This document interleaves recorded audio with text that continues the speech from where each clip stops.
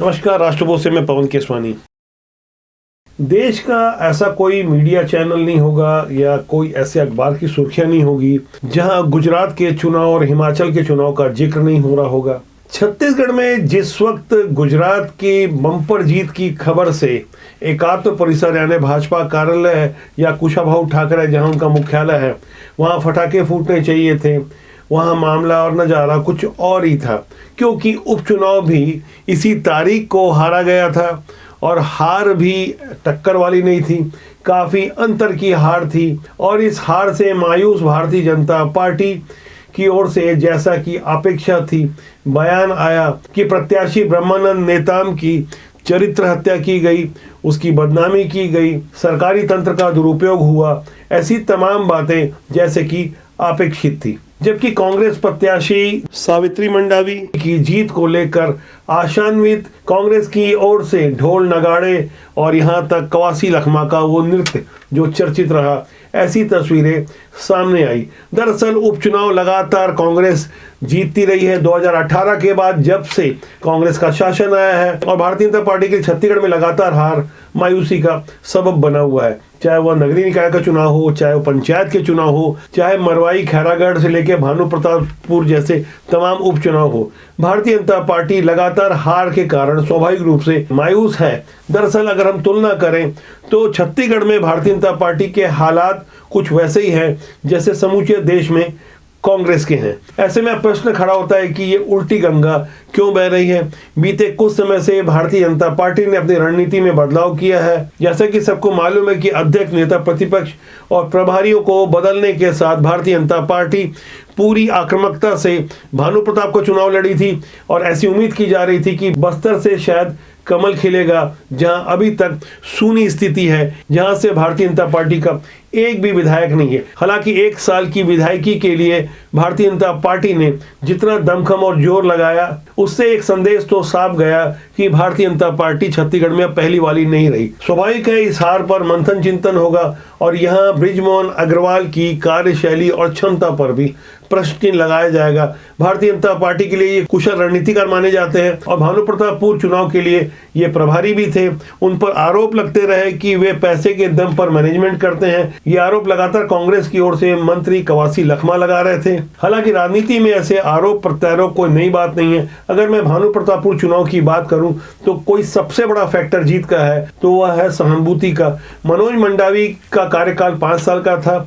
4 साल के कार्यकाल के बाद अचानक वे दिवंगत हो गए और उसके बाद स्वाभाविक रूप से 1 साल के लिए जो उनकी विधायकी का कार्यकाल बचा था, वहां से सावित्री मंडावी को यह सहानुभूति का फायदा मिला। और दूसरा कोई बड़ा कारण था तो कांग्रेस की रणनीति, जहां उन्होंने ब्रह्मानंद नेताम पर एन चुनाव के समय दुष्कर्म जैसे गंभीर आरोप लगाए। भारतीय जनता पार्टी को अपनी रणनीति बदलनी पड़ी और भारतीय जनता पार्टी के रणनीतिकार यहाँ कुछ कंफ्यूज से हो गए और उसके बाद पूरी क्षमता से स्वाभाविक रूप से वो चुनाव नहीं लड़ पा रहे थे। और तीसरा कोई बड़ा कारण सामने आया, वह है कांग्रेस की अपनी सत्ता, जहां उन्होंने आदिवासियों के लिए आरक्षण जैसा तुरूप का पत्ता चला और यह समझा सकने में कांग्रेस के रणनीतिकार सफल रहे कि कांग्रेस आदिवासियों के साथ है। तमाम ऐसी बातें जो कांग्रेस की जीत का कारण बनी। हार जीत से कहीं आगे अब छत्तीसगढ़ की राजनीति जो एकदम से आगे चलकर बदलने जा रही है। अब कोई निकट भविष्य में चुनाव भी नहीं है। अब 2023 में 9 राज्यों के चुनाव है। इसमें छत्तीसगढ़ कितना अहम है भारतीय जनता पार्टी के लिए, इससे तो आपको अंदाजा लग गया होगा कि जहां ओम माथुर जैसे एक कुशल रणनीतिकार को प्रभारी बनाया गया है, जो यूपी जैसे 24 करोड़ की आबादी वाले बड़े प्रदेश के प्रभारी थे, गुजरात के प्रभारी थे, वे 3 करोड़ से भी कम आबादी वाले छत्तीसगढ़ के प्रभारी बनाए गए हैं। और अजय जामवाल जैसे कुशल रणनीतिकार जो कि क्षेत्रीय संगठन महामंत्री हैं। इसके अलावा तमाम ऐसी रणनीतियां और ऐसी नियुक्तियां जो अक्सर मीडिया में नहीं आती। माइक्रो मैनेजमेंट में लगी भारतीय जनता पार्टी को संघ का पूरा साथ मिल रहा है, अनुषंगिक संगठन के लोग लगे हुए हैं। जिस तरह से छत्तीसगढ़ में सीएम भूपेश बघेल की सरकार काम कर रही है, स्वाभाविक रूप से वहां भारतीय जनता पार्टी और संघ की विचारधारा के लोगों को ये स्थिति कहीं भी अनुकूल नहीं लग रही होगी।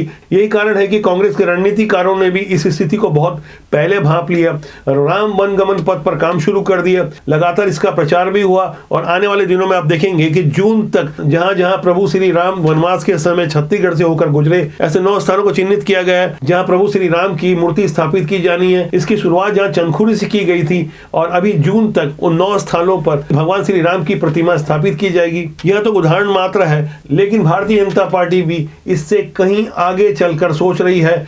जनवरी में जो दुर्ग में बहुत बड़ा प्रदर्शन होने वाला है, फिलहाल अभी जो तारीख हमारे पास आई है वह है 20 जनवरी की। यहाँ प्रधानमंत्री आवास योजना के नाम पर राज्य की कांग्रेस सरकार को घेरा जाएगा और गरीबों को यह समझाने की कोशिश होगी कि तुम्हारा हक मौजूदा कांग्रेस सरकार ने मार लिया है। यहाँ विपक्ष के रूप में भारतीय जनता पार्टी पिछले कुछ महीनों से जिस तरह के तेवर दिखा रही है, वह राजनीतिक पंडितों को अच्छे से मालूम है, बहुत देर से ही सही, लेकिन यह आने वाले 2023 के लिए बेहद कारगर रणनीति होगी। भारतीय जनता पार्टी को आक्रामक रहने की नसीहत पिछले जो छत्तीसगढ़ प्रवास में आए ओम माथुर जो प्रभारी हैं, उन्होंने भी साफ तौर पे कहा था सीएम का घेराव करना है, मंत्रियों का घेराव करना है।